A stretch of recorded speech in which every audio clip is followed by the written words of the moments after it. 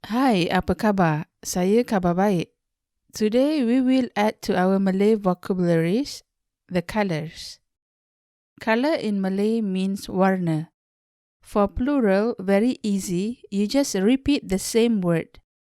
Colors, warna-warna. We put a hyphen between the repeated words for plural. Before I list out all the colors, just a quick note. In Malay, we normally add the word warna before the name of the color itself. For example, ini warna biru. This is blue. Instead of saying ini biru. But colloquially, we do drop the word warna sometimes, and it won't cause any problem at all as long as the speaker and the listener understand the context. Okay, let's start our vocabulary list. Merah, merah, red.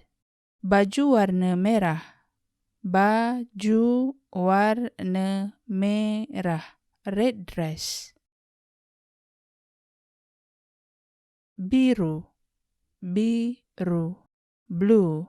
T-shirt warna biru, blue t-shirt. Kuning, kuning, yellow. Kasut warna kuning, yellow shoes.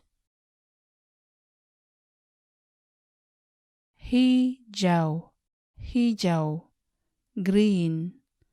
Seluar warna hijau, green pants. Hitam, hitam, black.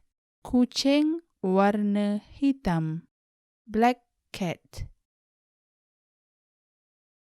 Putih, putih, white. Salji warna putih, white snow. Orange, orange, or jingga, jingga, orange. Ikan warna orange, orange fish. I personally use the word orange instead of jingga. Kelabu, kelabu, grey. Tikus warna kelabu, grey mouse. Merah jambu, merah jambu, pink. Rose warna merah jambu, pink rose.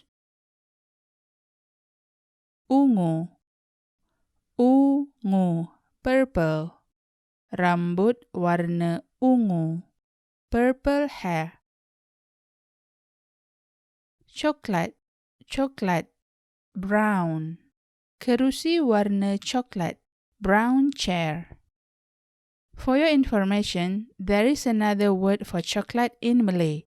It is perang. Perang.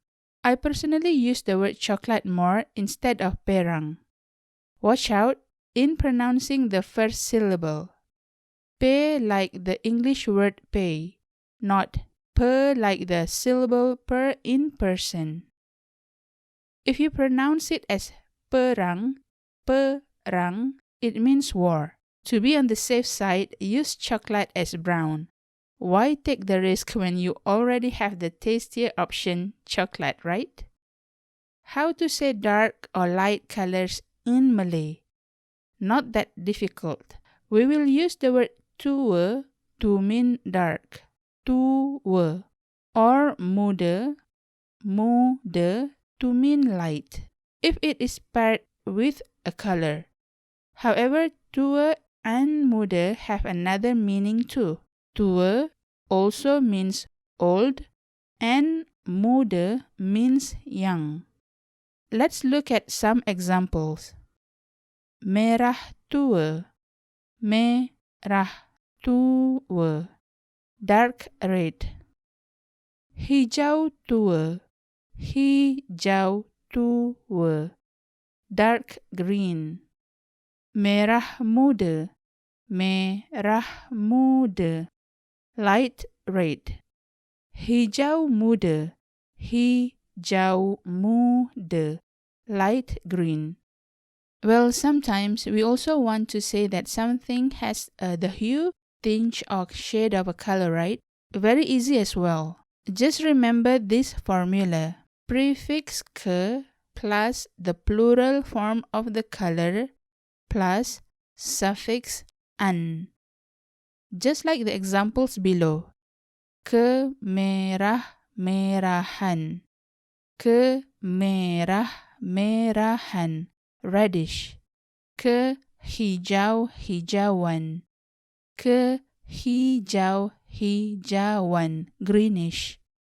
Kehitam-hitaman, kehitam-hitaman, blackish. Kebiru-biruan, kebiru-biruan, bluish. Let's have a simple quiz. Here we have a Malaysian flag. Bendera Malaysia mengandungi 4 warna.